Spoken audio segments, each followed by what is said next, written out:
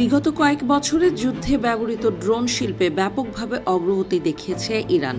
পশ্চিমা নিষেধাজ্ঞার বেড়াজালে বন্দী থাকলেও সম্পূর্ণ নিজস্ব প্রযুক্তিতে অত্যাধুনিক ড্রোন তৈরি করছে তারা। ইরানের তৈরি ড্রোনগুলো ইউক্রেন যুদ্ধে ব্যবহার করে ব্যাপক সফলতা পাচ্ছে রুশ বাহিনী। ড্রোন প্রযুক্তিতে এগিয়ে থাকায় চলমান যুদ্ধে ব্যাপক ধ্বংসযজ্ঞ চালাচ্ছে ইরানি বাহিনী। আত্মঘাতী কামিকাজি ড্রোন ব্যবহার করে মধ্যপ্রাচ্যে থাকা মার্কিন সামরিক ঘাঁটিগুলোতে মুহুর্মুহু আঘাত হানছে তারা। এর মধ্যেই সামনে এসেছে চাঞ্চল্যকর এক তথ্য। নিজেরা অত্যাধুনিক ড্রোন তৈরি করলেও যুদ্ধের ময়দানে এগুলোকে কিভাবে সফলভাবে কাজে লাগানো যায় তার বাস্তব অভিজ্ঞতা ছিল না ইরানি বাহিনীর। আর তাই নিজেদের অন্যতম মিত্র রাশিয়াকে অনুসরণ করছে তারা।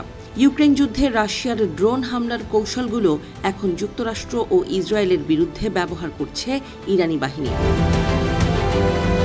রিপোর্ট অনুযায়ী যুক্তরাষ্ট্র ও ইসরায়েলের সম্মিলিত আকাশ প্রতিরক্ষা ব্যবস্থাকে বিভ্রান্ত করতে এবং সেগুলোকে অকেজো করে দিতে ইরান এখন বিভিন্ন রুট দিয়ে বিপুল সংখ্যক কম মূল্যের অ্যাটাক ড্রোন উৎক্ষেপণ করছে।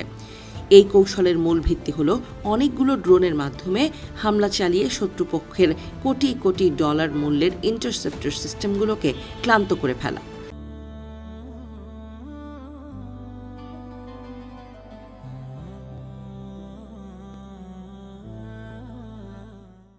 যুক্তরাষ্ট্র ও ইসরায়েলের বিরুদ্ধে যুদ্ধ তীব্র হওয়ার সাথে সাথে ইরান ইউক্রেন রণক্ষেত্রে রাশিয়ার অর্জিত অভিজ্ঞতাগুলো প্রয়োগ করছে বলে মনে হচ্ছে।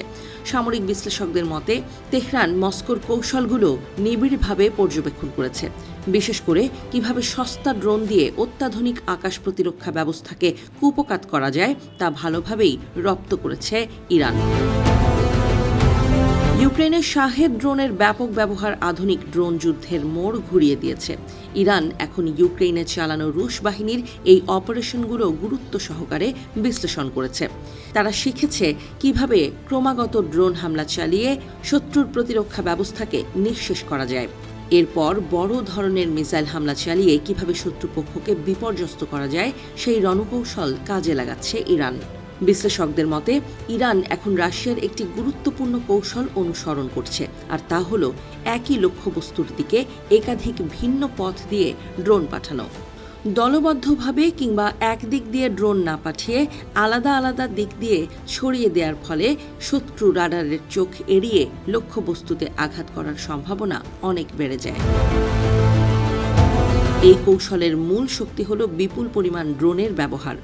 যখন বিভিন্ন দিক থেকে একসাথে ড্রোনের ঢেউ আছড়ে পড়ে তখন সবথেকে আধুনিক প্রতিরক্ষা ব্যবস্থাও হিমশিম খায়। এই কৌশলে সস্তা ড্রোনগুলো বারবার আসতে থাকে। এতে করে প্রতিরক্ষা ব্যবস্থা সব ড্রোন আটকাতে পারে না।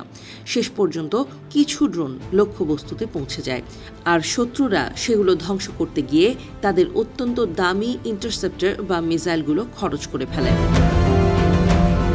বর্তমান সময়ে সস্তা অ্যাটাক ড্রোনগুলো একটি শক্তিশালী মরণাস্ত্রে পরিণত হয়েছে। বিপুল সংখ্যক কম দামি ড্রোন মোতায়েন করে ইরান এখন প্রযুক্তিতে শ্রেষ্ঠ মার্কিন বাহিনীকে প্রচণ্ড চাপে রাখছে। ইউক্রেন যুদ্ধে এই কৌশলে ড্রোন হামলা চালিয়ে পশ্চিমাদের দেয়া প্রতিরক্ষা মিসাইল ধীরে ধীরে শেষ করে দেওয়ার ছক কষেছে রাশিয়া।